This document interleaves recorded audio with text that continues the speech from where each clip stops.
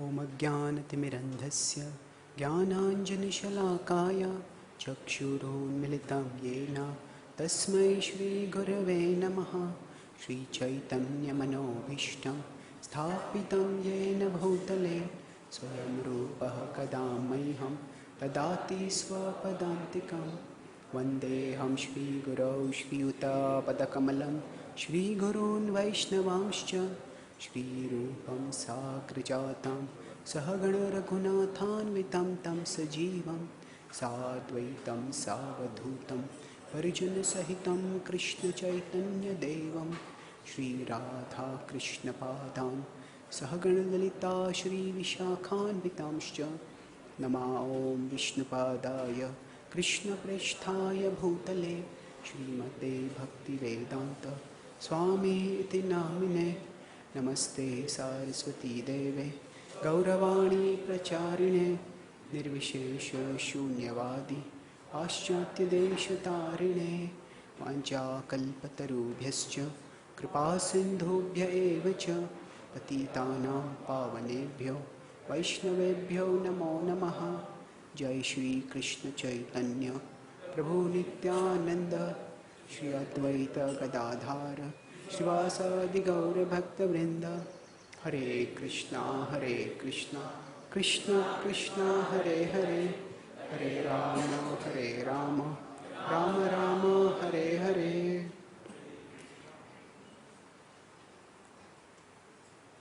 Hare Krishna.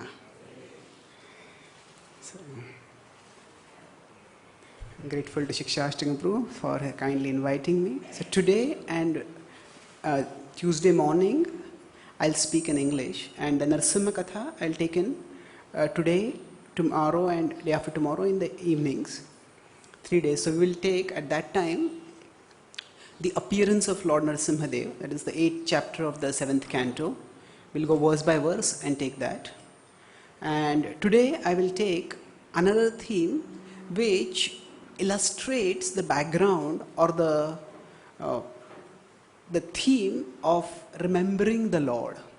So when we're doing the Narasimha Katha, we are trying to remember the Lord, and we are trying to train ourselves in remembrance. So a defining principle of bhakti is to make our memory our treasury. Is to make our memory our treasury. You know, people have treasury, they have bank accounts, they have shares, they have estates, and these are their treasures. So these have some wealth, some value, but ultimately these alone cannot bring happiness. When we are in distress, wealth in and of itself cannot console us.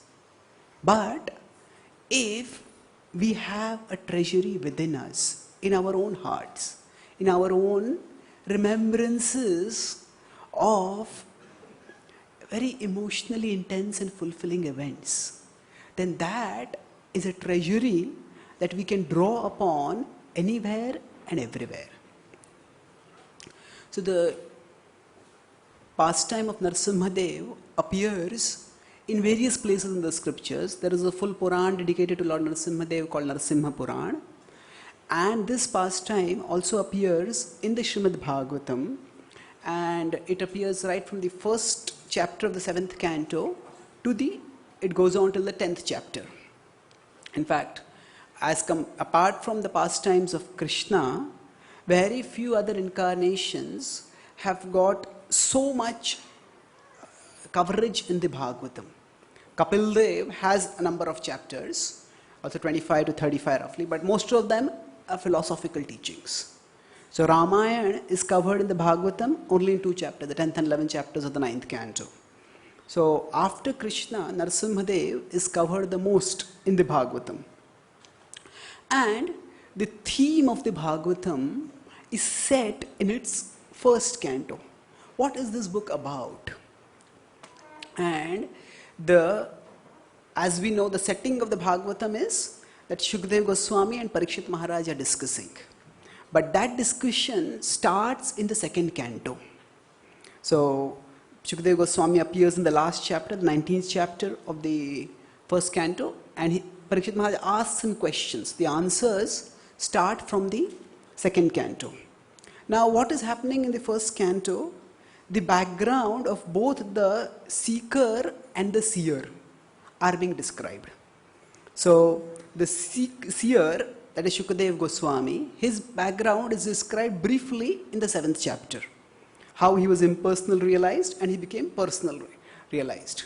And then from 7th chapter onwards, the son of Drona punished, that's the chapter, till the 19th chapter, the background of the seeker, that is Parikshit Maharaj, is described. How he was also a glorious person. And in one sense, the Bhagavatam takes off towards the end of the Mahabharata. And it seems to start on a note which may seem tragic. Towards the end of the first canto, the Lord disappears. And not only does the Lord disappear, along with him, Arjuna, his great devotee, his power also seems to disappear. And Arjuna has now come back to the Pandavas' kingdom, Hastinapur. And here we will see his heart-wrenching expressions of lamentation on coming to know about the departure of the Lord and the subsequent events that have happened. So he comes and he is now in front of Yudhishthira Maharaj and is going to describe the news. What happened? So we will recite some of the verses and then we will discuss them. So we'll start from the 1.8.4. Sakhyam maitrim sahurudam cha Saratyadishu samsmaran Nripamagrajamittyaha Bashpagadgadaya gira.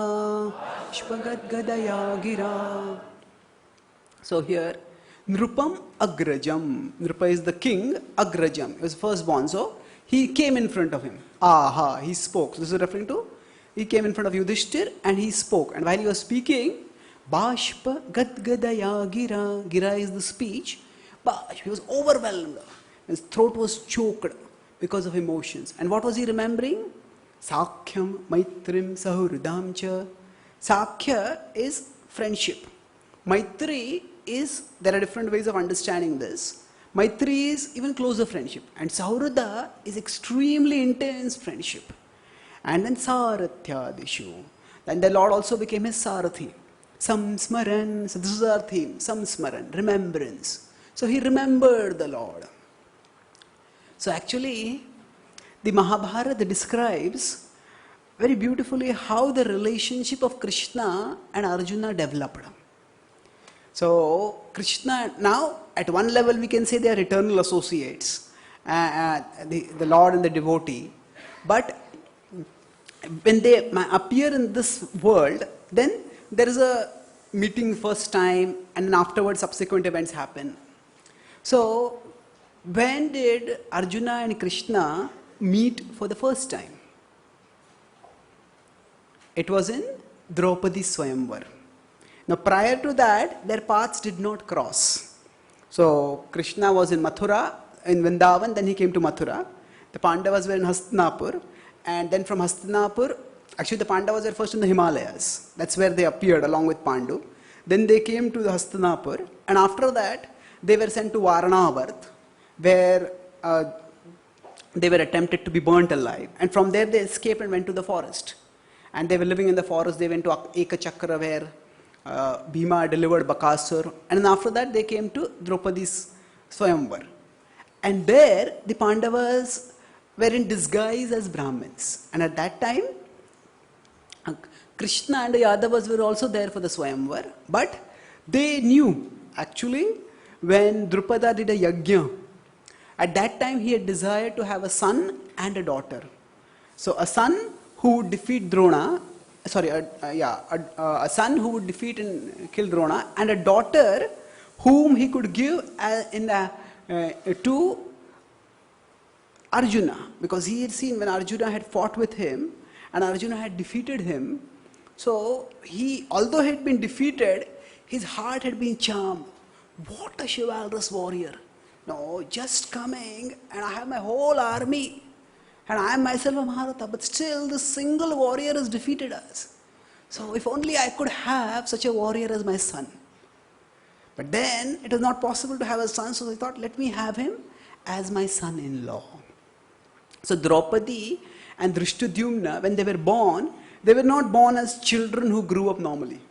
They appeared fully grown up. In fact, when Drishtadyumna appeared, he immediately started exhibiting martial moves. He mounted on a chariot and he started moving around and exhibiting his military skills. So at that Swayamvar was the first meeting. And then there was no talking during the Swayamvar, but afterwards when the Pandavas went with Draupadi, then Krishna came to the small cottage where the Pandavas were staying. And there Krishna introduced himself. I am Krishna and this is my brother Balram. So the Pandavas were delighted to see Krishna. He was a mighty Yadava king and beyond that he was their lord. So now Sanatana Goswami in his Vaishnava Toshini Tika, it's a commentary on the 10th canto, he describes that even when the Lord appears, at that time, it is not that everyone recognizes him to be the Lord. Now they think of him differently. Some of them think of him a very powerful warrior. Kshatriyas especially may think of him as a powerful warrior. And like that, different people think differently about him. But here, the Pandavas, they understood he is the Supreme Lord. So from that point, the relationship developed.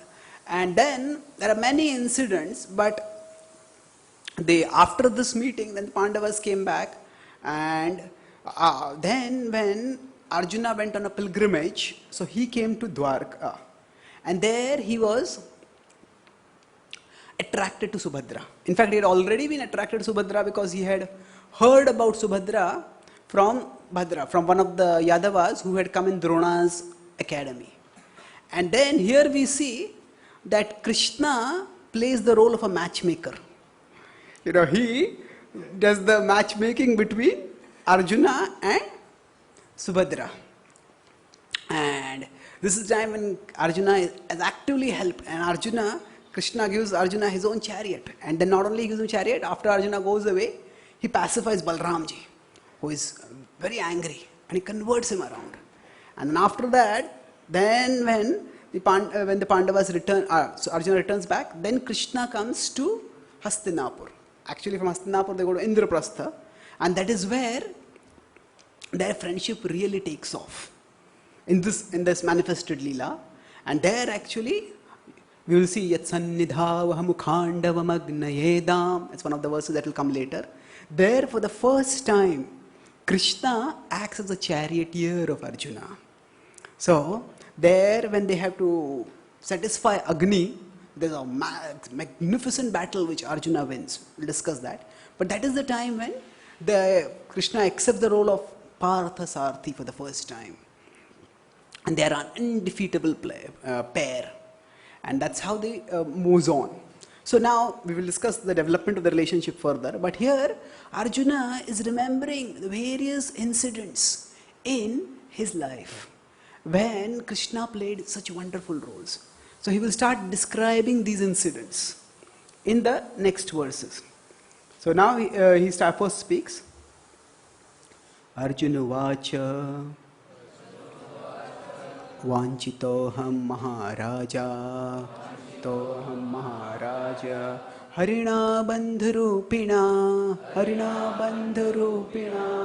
Yena me apaharitam tejo Deva Vismapanam Mahat. So Arjuna is in a devastated condition. His hair is disheveled, his eyes are reddened, there are streaks of tears on his face, and his limbs are trembling. Seeing this, Yudhishthira is in anxiety. In fact, the previous chapter describes that Yudhishthira saw very inauspicious omens. So he's in anxiety, what has happened? And now Arjuna has a task of breaking this extremely painful news. And he starts by saying, Yasya Kshana, he says, Vanchitoham, my dear Lord, I have been Oh, Yudhishthira, have been deprived. Vanchitoham, I have lost. Maharaja, whom I have lost? Harina, that Lord Hari, who is the supreme lion, who acted as my friend. Bandharupina. Actually, for Arjuna, there is a double disaster. The first disaster is that he has lost his lord and mentor, and second disaster is that he has lost his skill, that he has lost his archery skills, and that's why he was defeated by some infidel cowards. So, yena me apaharitam tejo, my teja, my prowess. What was that prowess? He describes Deva Vismapanam Mahat, that which astonished even the gods.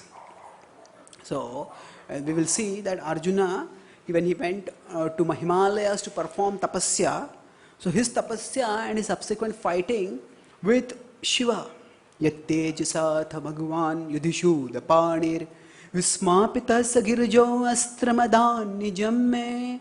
So, Yattejasatha Bhagavan Yudhishu Lapanir, Shulapani, Pani is hand, Shula is Trishula. So, Shulapani, that is Lord Shiva. So, what happened? That Lord Shiva, Vismapita sa Girija. Girija is the consort of Lord Shiva, that is Parvati Devi. So both of them were astonished by Arjuna's prowess. And then Astramadan Nijamme, Astras he gave. So Arjuna's prowess had astonished even the gods, but that power has, oh Yudhishthir, it has deserted me. It has deserted me. So the Lord has deserted me, and the power has also deserted me. And what is the result of that? That he describes in the next verse. Yasya kshana viyogena, loko ya priyadarshanaha, ukthena rahito yaesha, mritakah prochyate yatha. So, yasya kshana viyogena, viyoga is separation. Kshana, even moment of separation from him, oh Lord, what happens by that? Loko ya apriya darshanaha. The whole world becomes apriya, it becomes null and void. Chaitanya Mahaprabhu also says this in Shikshashtakam, Shunyaitam jagat sarvam, Govinda virahena me, Shunyaitam. The whole world becomes null and void. So the Pandava actually demonstrate this. Now Arjuna, before he has to go for the war, the alliances are being formed. The Pandavas at one level trying for peace. At the same time, they are preparing for war. So actually there is a saying that we should hope for the best and prepare for the worst. So we want things to work out as well as we can. We hope for the best. But we cannot live expecting the best. We have to prepare for the worst. So in case things go wrong, then we should be ready to deal with that. We should not be caught napping at that time. So the Pandavas demonstrate that. They hope for the best. They want to avoid the bloodshed. And there are repeated peace negotiations that happen. First the Pandavas, they are with Drupada's kingdom. So Drupada's Brahmin goes, Brahmin representative, and he gives a message to the Pandavas, to the Kauravas. And Dhritarashtra says, okay, I will consider your message and I will send my representative. Then Sanjay goes. And Sanjay basically tells the Pandavas that, oh Pandavas, actually, this world is ultimately temporary. Ultimately people who are grahasthas, they have to become vanaprasthas. You are already vanaprastha, why do you have to become grahastha? So you are living in the forest, stay on in the forest only. So at that time Krishna, Arjuna, Yudhishthira, they reply that actually there is Deshakala Patra and we have duty as kings and we simply want to do our duty. So then, so at this time Krishna is there, and Krishna also gives a very resonant reply. Krishna is always there with the Pandavas in times of crisis. And then what happens? Krishna goes back to Dwarka. Actually, when this Sanjay's message comes, that time it becomes more or less clear that there is going to be a war. So Krishna has departed to Dwarka, and that time Duryodhana and we know Arjuna both go to Dwarka to seek Krishna's hand. So at that time Arjuna demonstrates this, that I don't want the world, I want only you, my Lord. So he's ready to give up the whole army just for sake of one person who is also supposed to be a non-combatant, who is not going to fight. So Arjuna is not just saying these words, Arjuna demonstrates this. That, my Lord, the world has no value apart from you. Apart from you, the whole world is null and void. So here, there is a very interesting relationship between the Pandavas and Prahalad. Relationship means there is no direct interaction between them. But in the 7th canto of the Bhagavatam itself, this conversation which is going on, in which the pastime of Narasimhadev is described, that is actually a conversation between Yudhishthir Maharaj and Narad Muni. So the first chapter of the 7th canto is called as the Supreme Lord is equal to all. So in that chapter, Yudhishthir Maharaj asks the question, why does the Lord kill the demons? Isn't that unfair? And then in response to that, he describes this. And so in that conversation, when he hears the glories of Prahalad, at that time, Yudhishthir feels, oh, actually how glorious is Prahalad and how unfortunate are we. So at that time, there's a verse, there are not many verses in the Bhagavatam which come twice. Only few verses. Some verses come in the first canto and they come at the end of the 12th canto also. Tadvag, Visargo, like that verses 2, 3 are there. So one of the verses which comes twice, there are only 5 verses, like 5, 6 verses. Yuyam nirloke bataburi bhaga. So Narad Muni is telling, oh Pandavas, you are so fortunate. Yes, Lord came before you and Lord came before Prahalad and blessed him. But you are so fortunate the Lord came and stays at your house. And in fact, not only stays at your house, he comes regularly to be with you. And the sages, normally who go to the forest to see the Lord, they who leave the house and go to the forest to see the Lord, because the Lord is in your house, they come to your house. So you are so fortunate. And in the Brihad Bhagavatamrita also, when Narad Muni is trying to find out who is the highest devotee, so he goes to Prahalad. And Prahalad also says that, actually, the Pandavas are greater. Because he says, I never served the Lord. I only remembered the Lord. I only remembered the Lord, but the Pandavas did so much service for him. And in this section of prayers itself, Arjuna will also remember Prahalad Maharaj. And it's a very interesting remembrance. He says, Astrani amoga mahimani nirupitani nopasprushur narhridasamiva surani. So he's describing how many weapons came and hit him. So, Shumam pranihitam guru bhishma karna naptrutrigarta shalya sandhava balikadyai. So all these great Maharthas were there and they had many weapons. Astrani, amogha mahimani. The mahima of the astras, they were amogha, they would never go waste. Niru, pitani, all of them were directed towards me, meant to kill me. But no paspur, they didn't even touch me. And then he used the example, how they did not touch me? Narharidasam iva surani. So the asuras tried to kill Narharidas. Who is Narharidas? Prahalad. And they did not even, just as they did not even scratch Prahalad, similarly I was also protected. Now from an external point of view, this example may seem odd. Because Arjuna fought resourcefully, fearlessly, ferociously in the war. And Prahalad did nothing. So you may say that, okay, Lord Narasimhadev protected Prahalad, but to compare Arjuna being protected, it may seem odd. Arjuna has done so much and Prahalad did nothing.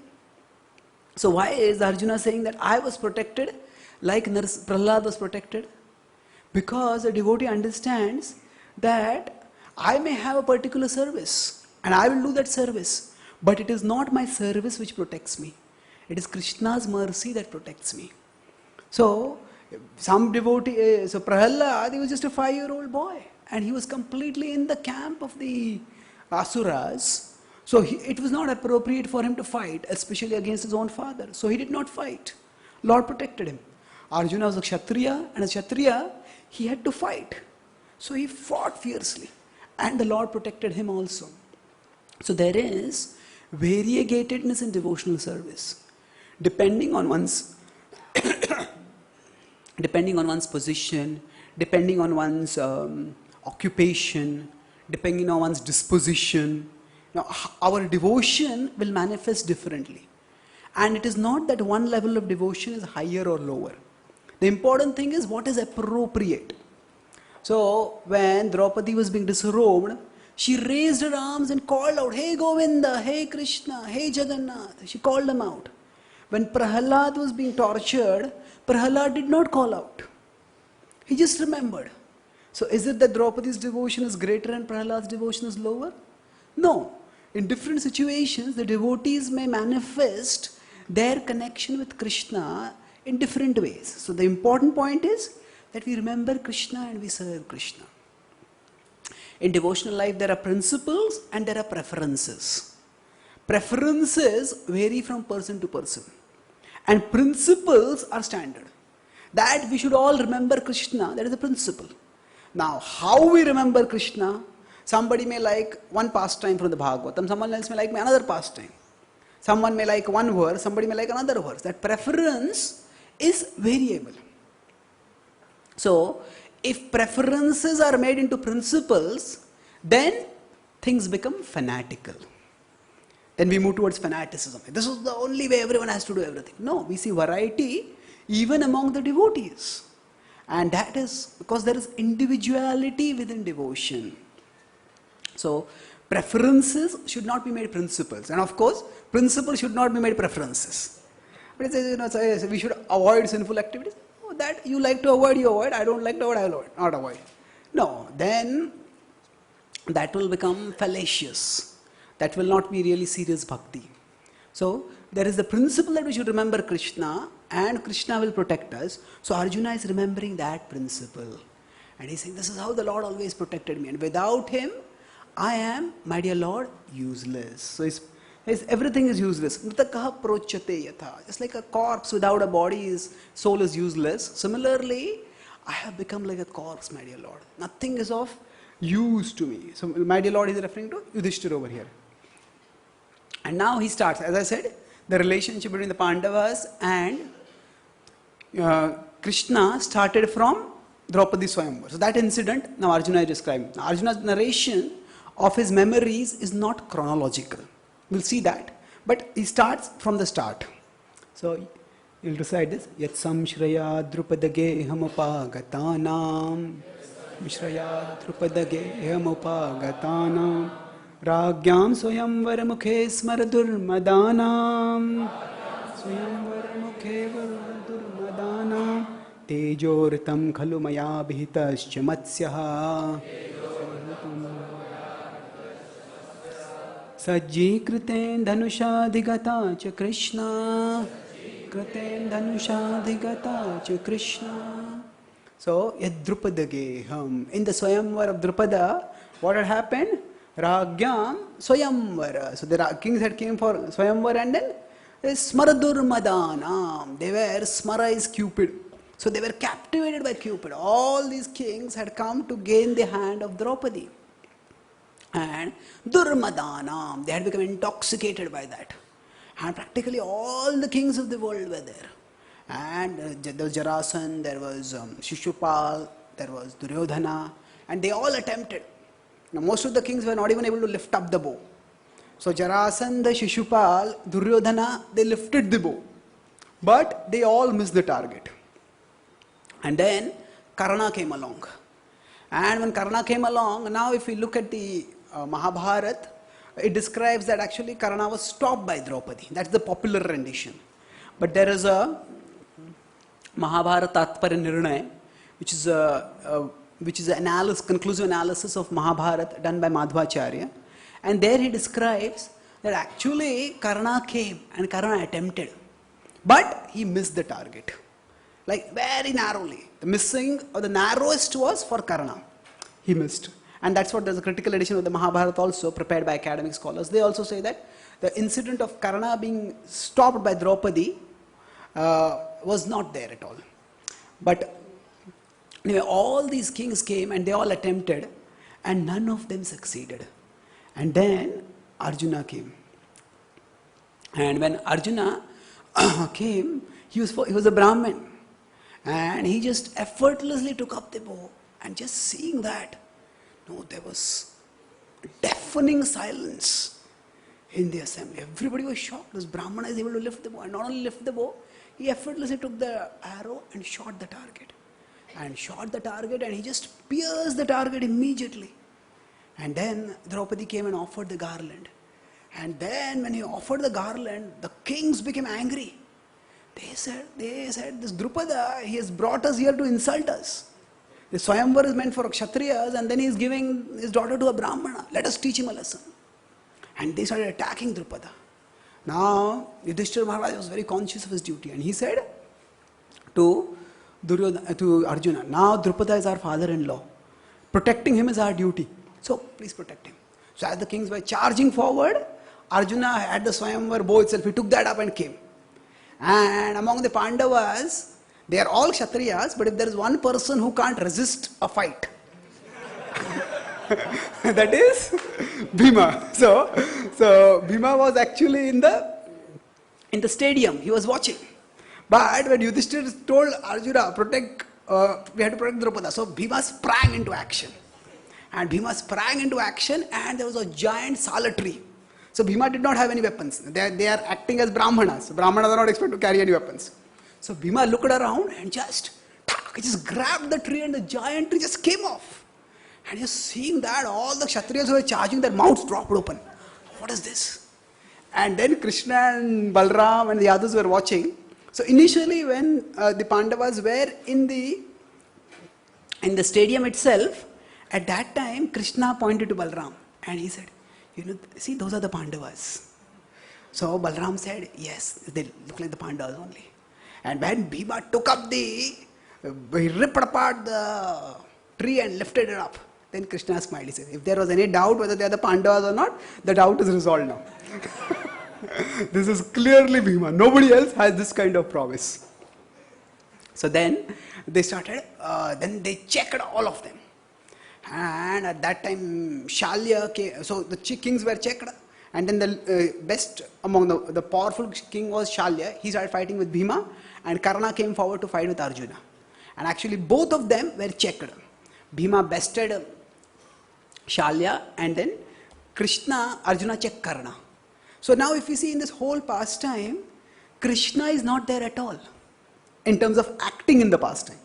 Actually the Swayamvar was won by, the Swayamvar contest was won by Arjuna without any help from Krishna. Krishna's help was later when the Pandavas departed and Kshatriyas were angry. Krishna pacified the Kshatriyas. So why is he saying that actually it is by his mercy that I was able to win Draupadi? So actually the point is, a devotee understands that whatever I am able to do, that it is by the Lord's grace. Even if he is not present directly, he is always there. And it is his mercy that enables me to do everything. So he's saying, my dear Lord, it is by his power that I was able to do this.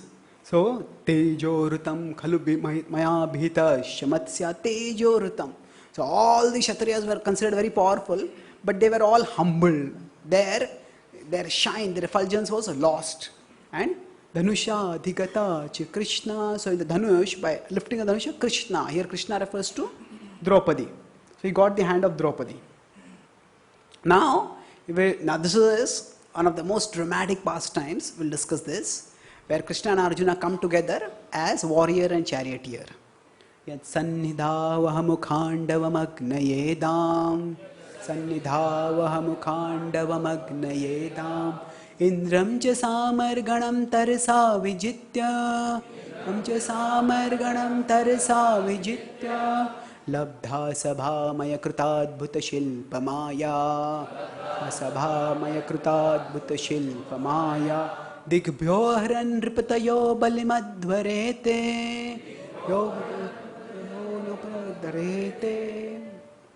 So, yat sannidhav, in his proximity, sannidhi is proximity. Aham ukhandavam agnayedam, I gave Khandava to Agni. And then Indram cha samarganan, Indra and Amaragana. Amaragana refers to the various devatas. What did he do? Tarasa Vijitya. I defeated them and satisfied them. Normally, how is it possible that you defeat somebody, that person will become unsatisfied? Oh, I was defeated. But Indra was actually pleased by seeing Arjuna's prowess. So he's describing this pastime. So now here, Arjuna is actually in a state of great grief, but by remembering the Lord, his grief is getting mitigated. So what is this pastime? Now this is, we know that when the Pandavas won Draupadi, at that time alliance with Drupada was formed. And then Bhishma, he was overjoyed to know the Pandavas are still alive. And then he told Dhritarashtra. Now Duryodhana was saying, you should not give the Pandavas any kingdom. But Bhishma told Dhritarashtra, he said, do you know what the citizens are speaking? They are saying that we, the Kuru elders, have conspired to kill the orphan sons of Pandu. Of course, they had Kunti as a mother, but if there is no father, it's almost like they're orphans. So he says, the reputation of the Kuru dynasty is in tatters.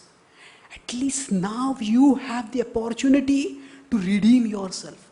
Call the Pandavas and give them half of the kingdom. That is the only way you can have any chance of getting back the respect of the king, of the citizens. So now, Bhishma was also very intelligent. He knew that the Dhritarashtra Duryodhana, that combination Dhritarashtra is the personification of weakness, and Duryodhana is the personification of wickedness. So weakness and wickedness, when the two come together, then there is destructiveness that result. So there's great destruction. So now if you had told the Pandava, if you had told this pair for father son, have a sense of morality, understand what is right, you have to give the Pandavas a kingdom. They would not have listened. So he told them, even demoniac people are very concerned about their reputation. I am not a good person, but nobody should know that. People should think that I am a very good person. So, through those who care only for their reputation and not for their character. Now that sort of attitude is hypocritical. So Duryodhana was like that. He did not care for his citizens, but he cared whether they cared for him or not. They should respect me. So then this argument, Dhritarashtra and Duryodhana agreed. But then Dhritarashtra was so attached. Dhritarashtra, one who is Dhrita, very strongly attached to Rashtra, to kingdom. So he said that, okay, he called the Pandavas and he said, oh Yudhishthir, it's fortunate that you have got the hand of Draupadi now. I would like to give you half the kingdom. And he gave a Khanda Prastha. So at that time Krishna had also come with the Pandavas, and Krishna and Yudhishthir looked at each other. Krishna and Arjuna also looked at each other. They smiled. He said, this Dhritarashtra will never learn. Because it's like, say a father has two companies. And one company is flourishing and the other company is on the verge of bankruptcy. And the father says, one son I will give you the flourishing company, the other son I will give you the bankrupt company. There will be a court case. There will be violence. We know there was this, one of India's wealthiest family, when the father passed away, there were two sons. And even now there is a conflict going on. So the mother had to come and intervene and settle make some peace in between. But here, this is such an unfair settlement. But Yudhishthira accepted the words of his elders as the words of God. And he said, yes. And then, by Krishna's mercy, the Khandava, they went there and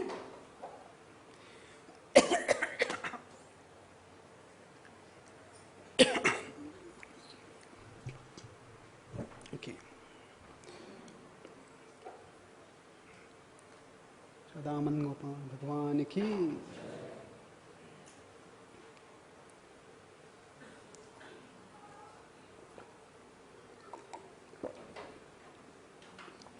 So they called Vyasadeva and they had an area sanctified and they said, let us make a kingdom over here.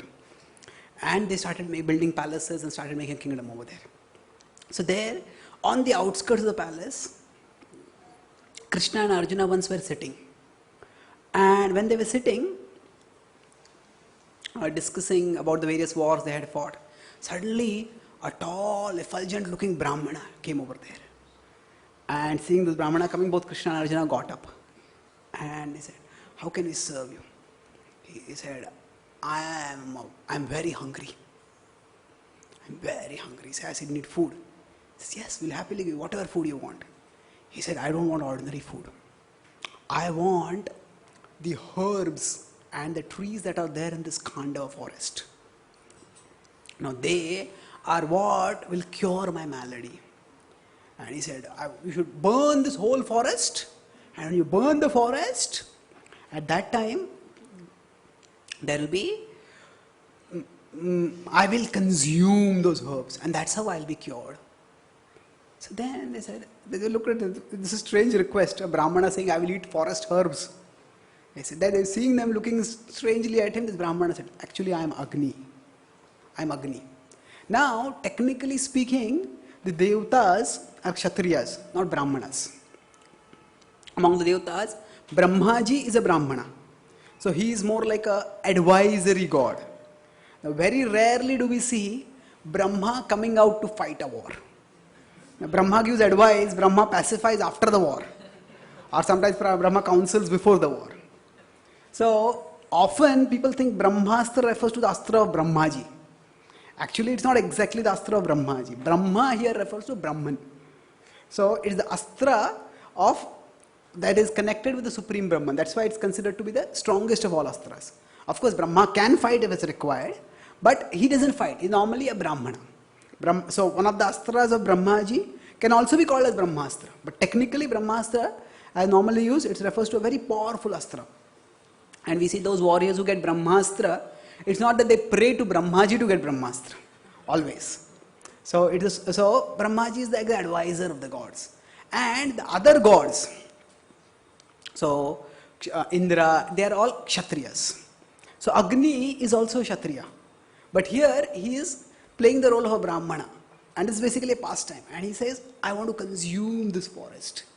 And he says, Brahmaji has told me that this forest is inhabited by sinful beings. And they need to be destroyed. So therefore, don't think that there is anything sinful in killing them. And now, what exactly had happened? There is a war between good and evil. It is always going on. Now, some devotees, they say that actually in the past, the Devatas and Asuras were on different planets. Then, later on in one of the ages, Satyuga, they were on entirely different planets. Then in Dwapar Yuga, they came in the same planet. Then they came in the same house. And now in Kali Yuga, they are in the same heart. So people say like this. Actually, this is not found anywhere in the authorized scriptures. So it is not essentially a fact. The idea that Devatas are present only in the heart in Kali Yuga, it would mean that there are no real Devatas with Devaloka. Isn't it? And the lower and the higher nature, that is there always. So even in Satyuga also, there is a war going on between the lower and the higher natures. So, there are areas in the universe which are located for the Devatas, which are located for the Asuras. So, at the time of the Mahabharata war, the Asuras had decided to penetrate the earth in order to take over the earth. So, there are movies of alien abductions. Sometimes some alien comes and people, the movie shows some little green men and they go around. So people ask, are there aliens? So actually, yes. If we use the word aliens to refer to life outside the earth, yes, there is life outside the earth. And there is a lot of empirical evidence also. And some aliens are good, some aliens are bad. So Devatas are good, the Asuras are bad. So now when they wanted to capture the earth, they devised 3 different strategies. One was a womb impregnation. That they penetrated the earth through womb warfare. They entered into the wombs of various earthly queens. And that's how they were born on earth. So Duryodhana was such a Danava. He was born on earth through the womb of a Kshatrani. Another way they penetrated was directly coming and attacking. The Mahabharata describes many times. The sages would be performing austerities and then they would take rest at night. When they would wake up, they would find that the hermitage is devastated. Their cows have been wounded, the gardens have been disrupted, and there is filth and dirt everywhere. So this was the doing of the asuras. They would come and devastate. And the third way was that the asuras came as animals. So now that was what they had done Khanda Prastha. See now, what do the asuras gain by coming as animals? In human life, if one does bad karma, one gets reactions for the karma. But animals, when a lion kills a deer, the lion does not have to chant Mahaprasade Govinde, to be free from the karma. There is no karma for the lion, because that's just acting according to instincts. So they are not under the law of karma because they are governed by their instincts. But the Rakshasas, when they took birth as animals, they got immunity from the law of karma. Because animals are not on the law of karma. And then with impunity means with cheek, with brazenness, they were just indiscriminately killing. And in that way, they were wreaking destruction. And that's why he said, now we should kill all of them. Kill all the animals in this forest, they are all sinful, and give me this forest as a food. So actually, this sort of demoniac influence is not just in the ancient times. It is there today also. There are many popular books which are written, and if you ask the authors of these books, they say, actually, I have not written one word of this book. I am simply an instrument. But they don't say I am an instrument for God. They say there is some spirit which comes and that spirit dictates to me. And whatever is dictated, I simply write that. And people think, okay, if a human being has written it, it's not so great. If a spirit has written, maybe let's see what is the spirit saying. And in that way, there are many popular self-help books that get written. And these books basically talk about how essentially the claim is we are God. Whatever you think, whatever you desire, that you will achieve. So the books may say, okay, you go to a market and you see a jeweler shop, and then you see this beautiful golden necklace over there. And just think, that I am riding by and that golden necklace is around my neck. And if you just think strongly enough, then that necklace will come to you. Whatever you think, it will happen. And this sort of philosophy is like an eel. Eel is a creature which is very slippery. You cannot catch it. So how do you falsify this philosophy? You say, I thought and it didn't happen. Well, that means you didn't think strong enough. So anything that doesn't work, you say you didn't think strong enough. So it's very titillating to the ego of the conditioned soul to think that, my thoughts and my desires are supreme. And this is the kind of thoughts that come up. So demoniac influences are there even now also. And the idea that I am supreme is simply the latest way of this idea that our thoughts are supreme is just a contemporary way of expressing the desire of the soul that I am God. So there are people who come to the temple and they look at an altar and they wonder when there will be a vacancy on the altar. So those who wait for a vacancy on the altar wait forever. So this idea that I will become God. When Prabhupada was in Australia, at that time one very fancifully dressed person, very elaborate costume. And after lecture Prabhupada said, Swamiji, I am God. And then next year, March 16th, I am going to demonstrate that I am God. So the devotees were wondering, what will Prabhupada say? Prabhupada just very nonchalantly said, that's all right, everybody thinks like that. So that's how it is. So this idea that I am God, I'll demonstrate in future, it's just a post-dated jack. And everybody thinks that that's what I'm going to do. So anyway, we are talking about demoniac influences. So what happened, all these asuras had come, many of these asuras had come in animal forms and they were wreaking havoc.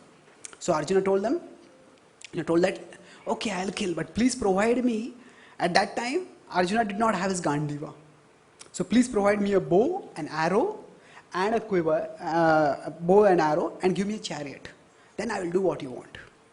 And Krishna said, okay, Arjuna, if you are going to fight, then I will become your charioteer. And then Agni meditated and he called Varuna and he said, Varuna, please, in your depths there are many treasures. So there is this massive Gandiva bow. Get that and get 2 inexhaustible quivers for holding arrows. And he immediately went and brought that. And he requested him, also go to Soma and get from him a chariot. And then this chariot, it was like a giant chariot. And his bow was like as big as a human being itself. Arjuna picked and twanged the bow and it was like thunder. Arjuna was delighted to see that. And they climbed on the chariot and they started fighting. And as they're fighting, then he started shooting. So Agni said, I will burn the forest. And actually burning the forest is difficult, not just because there are powerful animals over here, but also because somehow Indra's values have got warped. Indra is supposed to be on the side of the gods, and Brahmaji has told me that there are demoniac animals over here. I have to kill them. But Indra thinks that his friend Takshak is over here. So I should. So whenever I try to shower rains, whenever I try to blaze a part, he showers rains. And then I'm not able to fight. So he says, you will have to stop Indra. I said, okay, so then Agni started blazing. And the fire started blazing so much. Devatas got disturbed. I told Indra, what is happening? Is the universe getting destroyed? This fire is so ferocious. He looked and he said, oh. He says, Khandava is getting burnt. Immediately he told the clouds, start showering rains. And then Arjuna exhibited such an incredible feat of archery. He started shooting arrows, such a shower of arrows that he created an umbrella, a waterproof umbrella of arrows. And the rains were showering down, but not one drop was going down. Before this in the Mahabharata, Bhishma, when he was Devavrata, he exhibited something similar. He shot arrows and he stopped the flow of Ganga. And that's how Shantanu detected, who is this person? But this is rains coming down with full force and just stopping it. It is amazing. So just as Krishna used a mountain as an umbrella, Arjuna used arrows as an umbrella. So both were, in one sense, doing the same thing, stopping the rains. But what was happening underneath was opposite. In Govardhan, underneath there is protection of the devotees and there is ecstasy. They are all feeling nourished by beholding Krishna continuously. Here there is an umbrella, same Indra is showering rains, but what is happening? Below there is destruction and destruction. So there the umbrella is held for protection, here the umbrella is held for destruction. And Indra was enraged. He said that this Arjuna is defying me. And started shooting arrows at Arjuna. And Arjuna started countering one by one all his arrows. He used best arrows, but Arjuna counted all of them. And then Indra called all the other gods. He said, come. And then Varuna came with his death-dealing mace, his noose. Yamaraj came with his mace. Vayu came. All the devatas came and they all started shooting arrows at Arjuna. And Arjuna was just moving round and round and round. So Arjuna was actually fighting on 3 fronts. One was, he was ensuring that the umbrella, there was no leakage. He was shooting arrows and making sure. Second was, that any of the creatures, demoniac creatures who were there in the army, in the forest, when they were trying to flee, Arjuna was shooting them. And on top of that, any of the gods who were attacking, he was countering them also. So it was a spellbinding performance that he was doing. And then he fought and fought. And Arjuna, Indra used all his weapons and nothing happened.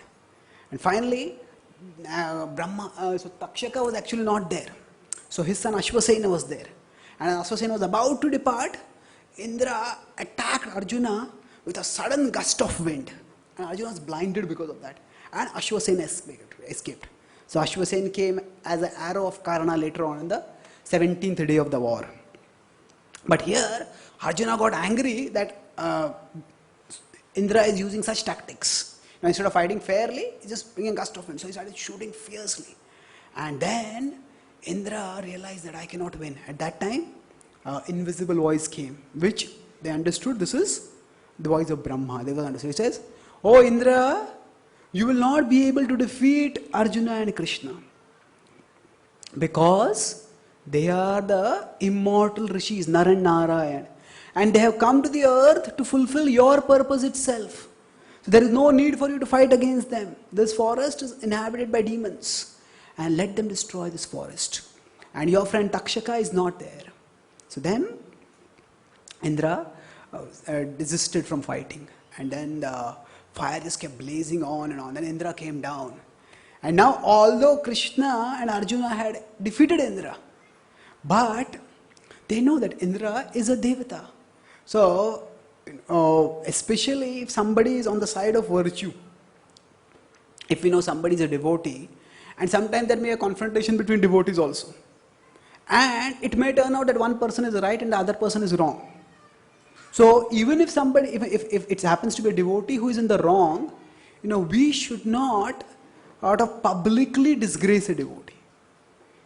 It's not that we have to rub the salt in the wound or rub the face on the ground.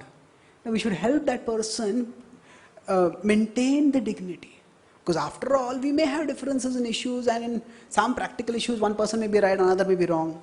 But essentially, that person has the right idea. See, the idea to serve Krishna is far more important than the ideas to serve Krishna.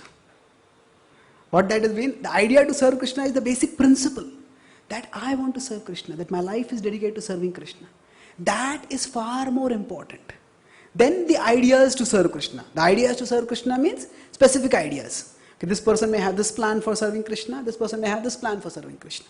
They can vary, and in particular situations, one may be right, another may be wrong. But even if there is this sort of rightness and wrongness, if a person is a devotee, then the devotee has the idea to serve Krishna, and that is always right. That is always right, and we should respect that. So that's why when Indra comes, he is defeated in one sense by Krishna and Arjuna. But Krishna and Arjuna are very respectful. He's a god, and he is worthy of respect of humans. So Krishna and Arjuna are playing the role of humans, and they offer their respects to Indra. And Indra immediately, although he has been defeated by a Manava, he takes the role of a Deva. And he says, the darshan of the Devatas should never go in vain. Ask for some blessing. I am pleased with you. I said, Tarasa Vijitya. So why was Indra pleased? Indra was pleased because he knew that Arjuna is his son. And he was actually fighting with Arjuna to see his prowess, to get Arjuna to demonstrate his prowess. And when he knew that this Arjuna is actually working for my cause, he was very pleased to see his prowess. So he turned to Arjuna, and Arjuna said, please give me your celestial weapons. So Indra smiled and said, certainly, but not now. He said that later when you appease Lord Shiva, he gives you Pashupat Astra, then I will take you to heaven. And then, Mahendra Bhavane Mahada Sanardham. Described later when the Pandavas in exile, Arjuna goes to heaven in the same body. And he sits on the same throne as Arjuna. Mahad Asanardham. Half of the asan, Arjuna was sitting, half of the asan, Indra was sitting. So he says, I'll give you the weapons at that time. And then he turns to Krishna. And what does Krishna ask for? He says, let my friendship with Arjuna go on eternally. Such a moving thing to ask for. Normally when we ask something as a blessing, generally we ask something which is very precious for us. Very, very important for us. So Krishna, sometimes people think the Mahabharata is a book of Karma Kanda. It is, but there are glimpses of intense and pure devotion in the Mahabharata also. Transcendental bhakti. So what is Krishna asking for? He is asking, let my friendship with Arjuna continue forever. So here when he remembers this, he thinks that he's remembering that incident. Now, just for the Lord to befriend somebody, that itself is a great honor. But for the Lord to consider that friendship to be so treasured, that he's asking somebody, please let this friendship continue. That just gives us an indication of how valuable the devotee is and how valuable the devotional relationship is for the Lord. And actually this is a relationship not just with his pure devotees.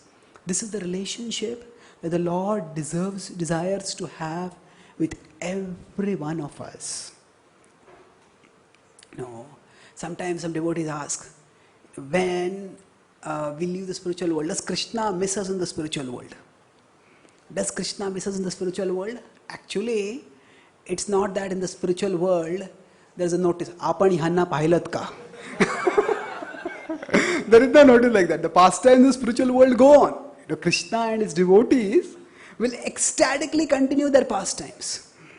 But at the same time, Krishna, he cares so much for everyone that he comes as a super soul. He comes as the avatars. And he wants everyone to turn back to him and come back to him. So does Krishna miss us? The answer is yes and no. Now, Krishna is not limited to one emotion that we are. So Krishna is fully available for his devotees in the spiritual world, and he is relishing and reciprocating pastimes with them. But at the same time, he also feels when we are suffering, and he wants us to come back to him. So he treasures the relationship that we have with him. So we'll see this in the pastime of Narasimhadev, how the Lord is angry. Normally, when do we get angry about something? When we care a lot about something. So we'll discuss this pastime more in the evening. But even after Hiranyakashipu is killed, Lord Narasimhadev stays angry. And even when the Devatas are pacifying, the Lord doesn't get pacified. So of course, in one sense, it's demonstrating the uniqueness of the devotion of Prahlad. But another reason why the Lord doesn't get pacified by Devata's prayers is, he is angry not just with Hiranyakashipu for having threatened to kill Prahlad, he is angry with the Devatas also. He said, you neither protected Prahlad, nor did you protest. So, now you are offering prayers to me. What is this? So he says, he doesn't get pacified by those prayers. So, normally, when do we get angry about something? When we care something for it, care very strongly about something. So, Narasimhadev's anger is also an expression of his love. That anger is not due to hatred of someone. The anger was not primarily directed as fury or hatred towards Hiranyakashipu. The anger was primarily an expression of his affection for Prahlad. So that is the Lord who treasures the relationship with the devotees and invites everyone to become devotees, and is ready to even become angry and do extraordinary things for the sake of his devotees. And we can remember the Lord who loves all of us so much, who invites us to this world of love. And when we meditate on the Lord, the idea is this is not just some historical incident that happened long ago. This is the way the Lord can reciprocate with each one of us. Maybe not necessarily in the specific same way, but a similar intensity of emotions can be there. And it is to that the Lord is inviting us. So through the description of the various pastimes, and such as the Mahabharata, such as the Narasimha Leela, the whole principle is we try to make our memory our treasury. That means we cherish the memories of the Lord's pastimes and the Lord's glories in our heart. And whenever there is distress, whenever there is trouble, we need shelter, we turn to those memories and gain shelter by that. And that shelter will grant us not just relief from the miseries, but it will ultimately grant us release. Relief means there is some trouble, the trouble temporarily goes away. But release means there's complete freedom. It will grant us relief and release. We'll become released from material existence and attain Krishna's abode. So I'll summarize. I started by talking about how the whole purpose of devotion is to make our memory our treasury. And how Arjuna's memory becomes his treasury is demonstrated here when he faces a devastating double disaster. The bereavement from his Lord and the deprivation of his powers. And we discussed how the Lord slowly but surely carves for himself an indelible an unforgettable place in the heart of his devotee. Right from the time when he helped the Pandavas in Draupadi Swayamvar, and thereafter he performed many, many pastimes. And how the Lord helped Arjuna over here as a charioteer, which he would do again in the Kurukshetra war. So this is how we can focus on cultivating sweet devotional memories and make them our shelter. Thank you very much. Are there any questions? Yes?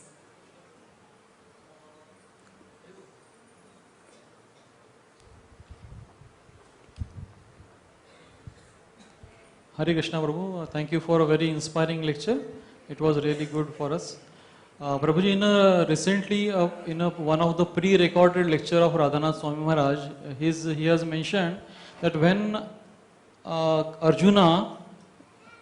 when Krishna leaves from Dwarka, Prabhas Kshetra, and Arjuna is coming back along with the queens to Hastinapur, and then normal decades they have looted him, and he could not defeat them.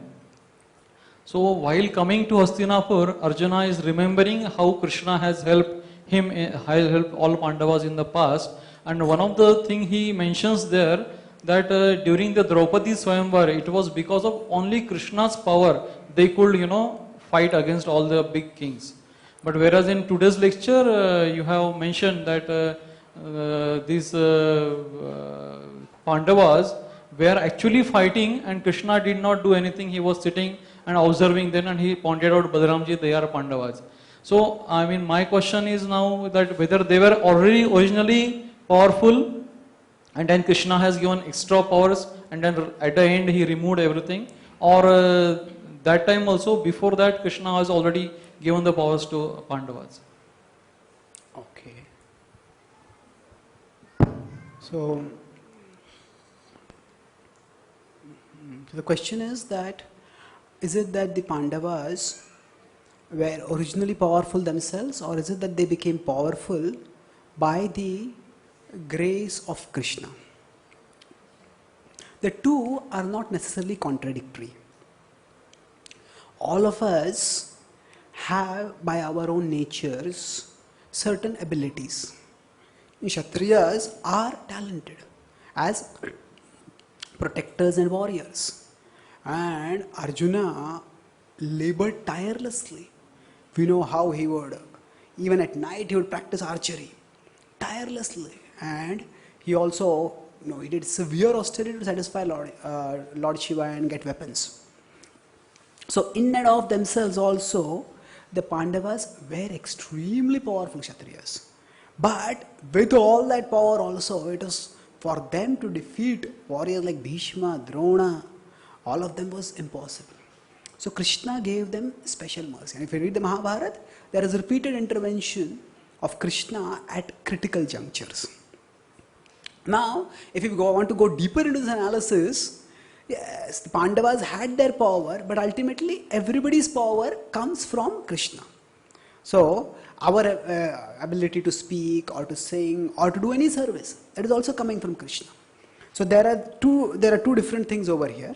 One is that by our karma and by our varna.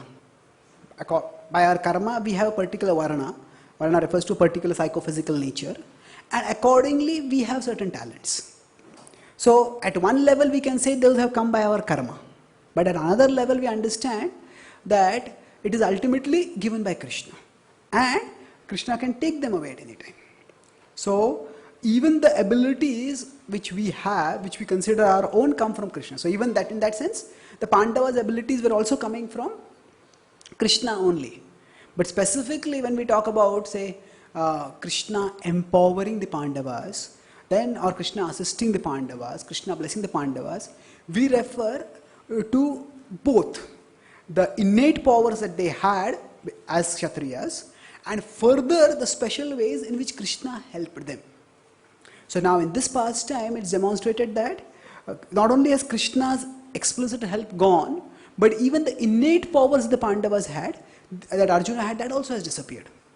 And that's why Arjuna is not able to defend against the infidel cowherd.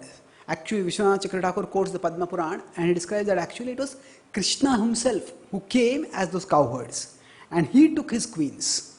So the idea was to demonstrate this principle that a devotee, even in utter desolation, does not give up devotion. Even in utter desolation, the devotee does not give up devotion.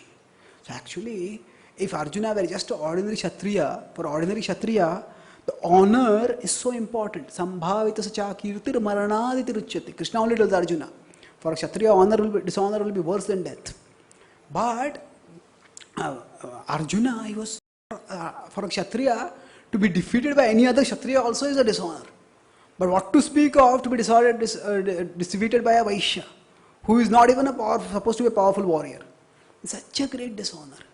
But even amid such dishonor, Arjuna remains faithful to Krishna.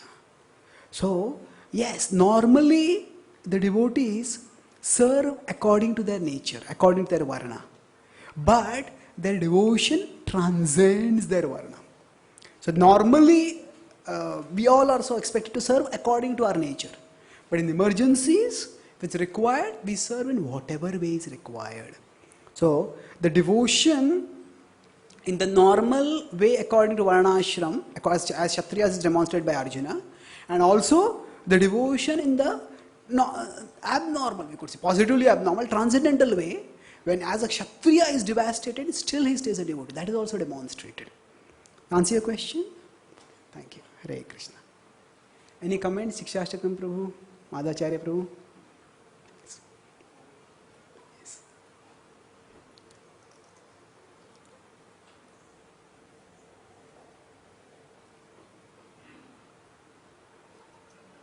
Yes, any other questions? Yeah, please.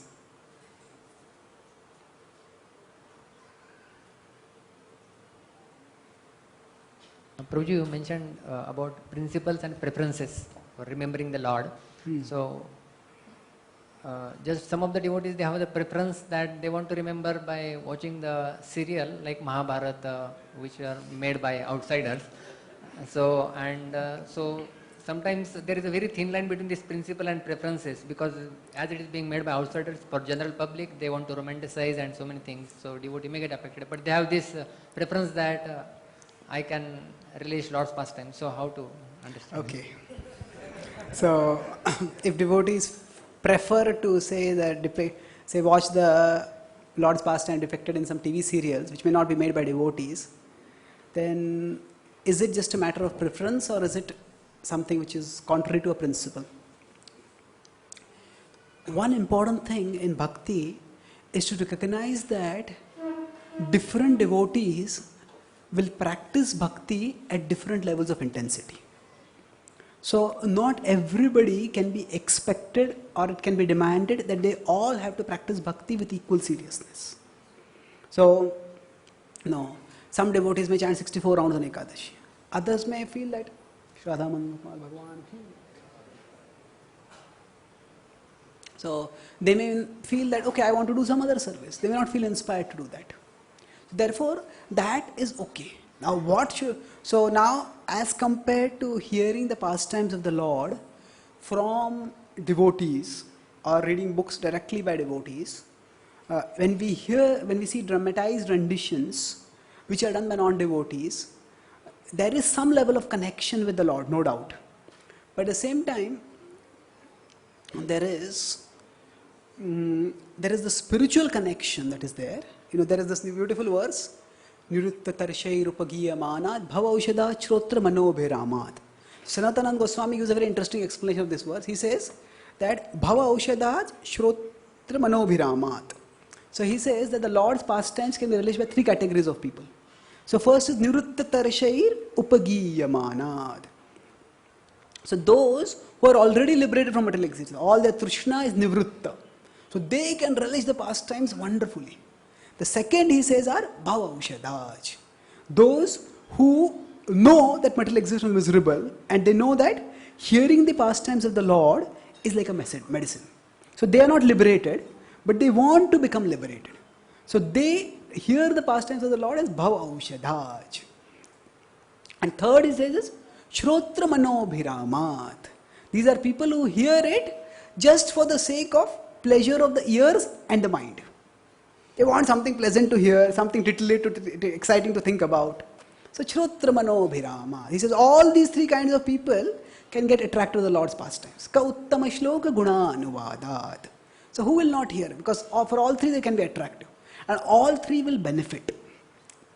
So now if we consider three different levels of people. Say people who don't know anything about Krishna, don't know much about Mahabharata, they see the Mahabharata, and if it is depicted with reasonable propriety, not distorting the philosophy or things too much, then that may kindle their interest in Krishna. And they may want to inquire further. So for them, we can say at one level, yena kena prakarena mana Krishna nivesh. Somehow or the other, think about Krishna. Now connect with Krishna. So we see many of the first generation ISKCON devotees, they often came to know about Bhagavad Gita from some Mayavadi sources. But that just attracted them to Bhagavad Gita, and then they got Prabhupada's Bhagavad Gita. Then they got the proper understanding also. So for those who have no connection with Krishna, for them any connection can be beneficial. And for those who are striving to have a serious connection with Krishna, for them, they have to understand that the connection with Krishna, the serious connection with Krishna, is not just mental or intellectual, it is spiritual. And spiritual connection with Krishna comes through those who are spiritually connected with Krishna. So if people are making documentaries or movies, often they are commercially minded. And so we may be seeing about Krishna, we may be hearing about Krishna, there may be very good intellectually appealing dialogues and all those things also. But these are not necessarily going to help in a spiritual connection with Krishna. So because of that, those who are striving for serious devotion, it is best that they hear directly from devotees. But being emotionally, mentally or intellectually titillated by something related with Krishna, at least that's better than being mentally and intellectually titillated by something which is not connected with Krishna at all. So some devotees may want, may need that room for that titillation. And if that is required, as long as it's not against the principles of bhakti, it's not wrong. It's definitely not the best. But it is something which is not unacceptable. It can be compatible with the principles of bhakti overall. But as a matter of preference, if a devotee wants to be serious, then a devotee should focus more on Krishna Katha that is coming from pure sources. So when it says that Sarpo Chishta Yathapayam, there is a verse which says that the Hari Katha which we hear from non-devotees, that is like the milk touched by the poison fangs of a snake. So what does this refer to? Our Acharya described that this refers to the enjoying mentality. So it's not literally poison. Krishna Katha can never be literally poison. But if we hear Krishna Katha with an enjoying mentality, then that enjoying mentality itself does not decrease. Yes, there is some connection with Krishna that is good. But the purification that can happen by Krishna Katha, that purification will not happen much. So in what way do people think that, okay, if somebody says a serial like Little Krishna, nowadays Mahabharata is there coming on television. So people see this. Now, at least there's some connection with Krishna, but whether that is leading to purification, that is a serious question. It's unlikely. So, of course, the best would be that, devotees themselves make movies like this, make presentations like this. Then, what will happen is we will be able to, within the realm of devotion itself, get these things. And this will happen. As our movement spreads more and more, we will attract more and more talented people. And we attract more and more talented people, then people who have this kind of talents and this kind of zeal, they will make these kind of documentaries. They will make this kind of presentations. In fact, the original spiritual culture of India was that this was the kind of entertainment. Bharatanatyam is very brilliant dance, very artistic, but that's used to glorify the Lord. So the various multimedia skills and like this. The ideal would be that devotees make it, and then that can be watched by devotees and that can be watched by others also. So we don't have to sort of get a fatwa against this. That is not the mood of Vaishnavism, but at the same time, it should be clear that if we want to seriously understand the Lord's pastimes, it's better to hear them from devotees, better to read them from devotees' books. Okay, thank you. Okay, any last question? There's one question here, sir. No? Okay. So, thank you very much. Grantaraj Srimad Bhagavatam ki, Srila Prabhupada ki, Gaur Bhakta Vrinda ki, Gaur Premanande.